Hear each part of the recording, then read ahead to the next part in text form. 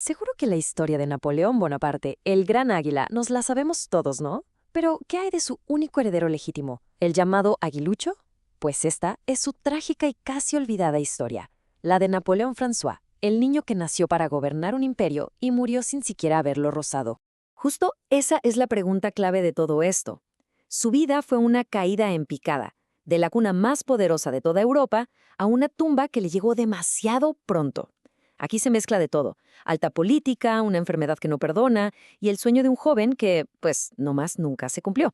Así que bueno, vamos a desentrañar esta historia. Para entender la caída, primero hay que ver la altura desde la que empezó.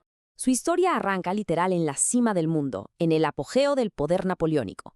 Nació para ser el futuro de una dinastía, pero el destino, y sobre todo los enemigos de su padre, tenían otros planes completamente distintos para él. Fíjense nada más en la velocidad con la que todo se vino abajo. En solo 6 años. Pasó de ser el rey de Roma a un príncipe sin reino ni herencia. Tenía apenas 3 años la última vez que vio a su padre. Waterloo no fue nada más la derrota de un emperador. Fue básicamente el fin de cualquier futuro para este niño, que acabó exiliado en la corte de su propio abuelo, el mayor enemigo de su padre. Y es aquí donde la cosa se pone, bueno, se pone de verdad interesante, casi como de novela. En Viena, lo primero que hicieron fue quitarle su nombre. Imagínense, ya no era Napoleón. Ahora, a la fuerza, era Franz. El plan era borrar cualquier cosa que recordara a su padre. O sea, sí, fue criado como un príncipe austriaco, pero en una jaula de oro, siempre bajo la lupa, como un recuerdo viviente e incómodo del hombre que casi destruye su nuevo hogar. Pero, a ver, por más que le intentaron lavar el cerebro, por así decirlo, la sangre llama. Había algo que ardía dentro de este joven Franz. Y era exactamente lo mismo que definió a su padre, esa pasión, ese sueño de ser un soldado. Y justo por esa obsesión con lo militar, se ganó el apodo que la verdad resume toda su tragedia, el aguilucho. Piénsenlo, el hijo de la gran águila, destinado a volar por los cielos de Europa, pero al que le cortaron las alas la política y al final la enfermedad. Fue la imagen perfecta de una gran promesa que nunca, pero nunca, tuvo la oportunidad de despegar. Su abuelo, el emperador, como para mantenerlo ocupado y controlado, le fue dando ascensos militares. Con solo 17 años ya era capitán. Pero aquí está la ironía más cruel de su vida, ¿no? Mientras más alto llegaba en el ejército, más se hundía su salud. Cada nuevo rango en su uniforme era un paso más hacia la tumba. El colmo es que su último nombramiento, el de coronel, se lo dieron ya cuando estaba prácticamente en su lecho de muerte. Una crueldad. Y además, era terco, pero terco como pocos. Su médico, que no era cualquiera, era el doctor Malfatti, el mismo que atendió a Beethoven, le suplicaba que parara, que se cuidara, pero él, nada, como si quisiera demostrar algo. Quizá a la sombra de su padre, se aferraba a montar a caballo, a dirigir maniobras, sin importarle la fiebre ni la tos, que literal lo estaban consumiendo.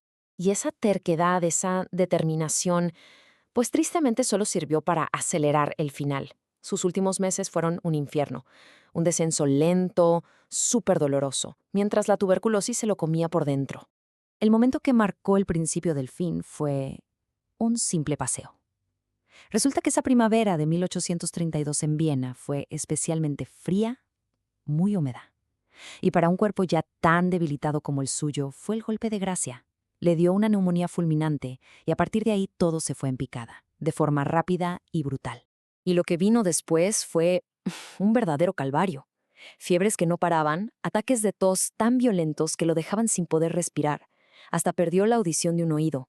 No podía dormir. Se le hincharon las piernas a tal grado que ya no podía ni moverse. Su voz se convirtió en un susurro hueco. Quienes lo vieron dicen que era como ver a un anciano atrapado en el cuerpo de un chavo de 20 años. ¡Qué terrible! Y finalmente, en la madrugada de un 22 de julio de 1832. Y qué ironía, en la mismísima habitación donde su padre había dormido años antes como conquistador de Viena, el joven se estaba muriendo. Sus últimas palabras fueron un grito desesperado: «¡Me estoy hundiendo! ¡Llama a mi madre! ¡Llama a mi madre!». Y lo peor de todo, su madre, María Luisa, estaba ahí mismo, en el palacio. Pero no la despertaron enseguida. Pensaron que era otra crisis más que pasaría. Tan solo 21 años, toda una vida, todo el peso de un imperio, de una leyenda, todo se apagó así, de la nada, sin siquiera haber comenzado. Y bueno, la autopsia fue lo que uno esperaría. fría, directa, clínica. El diagnóstico oficial, tuberculosis pulmonar. Pero fíjense en este detalle. Su pulmón derecho estaba casi totalmente destruido. Un dato brutal que le pone punto final a la historia de su agonía.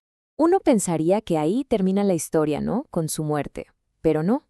Increíblemente, su legado, o más bien su cuerpo, siguió siendo una pieza en el ajedrez político de Europa.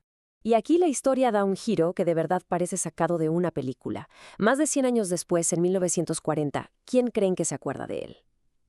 Adolf Hitler. Así como lo oyen, Hitler ordena que saquen sus restos de Viena y los lleven a París.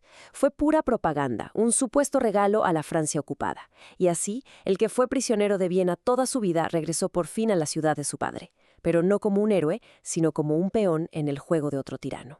Pero esperen, que la cosa se pone todavía más extraña. Porque hay un rumor, una de esas teorías históricas que te vuelan la cabeza, que conecta la corta vida del hijo de Napoleón con el destino de México. A ver, pongan atención a esto. El padre oficial de Maximiliano de Habsburgo, sí, el que fue emperador de México, era un archiduque, Francisco Carlos, un tipo que las crónicas describen como, pues, bastante gris, sin chiste. Pero el chisme que corría en la corte era otro muy diferente. La mamá de Maximiliano, la archiduquesa Sofía de Baviera, una mujer de armas tomar, era tía política del joven Napoleón François y era sabido que pasaba muchísimo tiempo con él. Se decía que ella fue el gran amor de su corta vida. Y de esa cercanía, pues nació el rumor, la gran especulación. Así que la pregunta queda en el aire, y es fascinante. ¿Y si Maximiliano de Habsburgo, el emperador que terminó fusilado en Querétaro, fuera en realidad el nieto de Napoleón Bonaparte? Una idea que, de ser cierta, uniría de la forma más increíble la historia de Francia y la de México para siempre.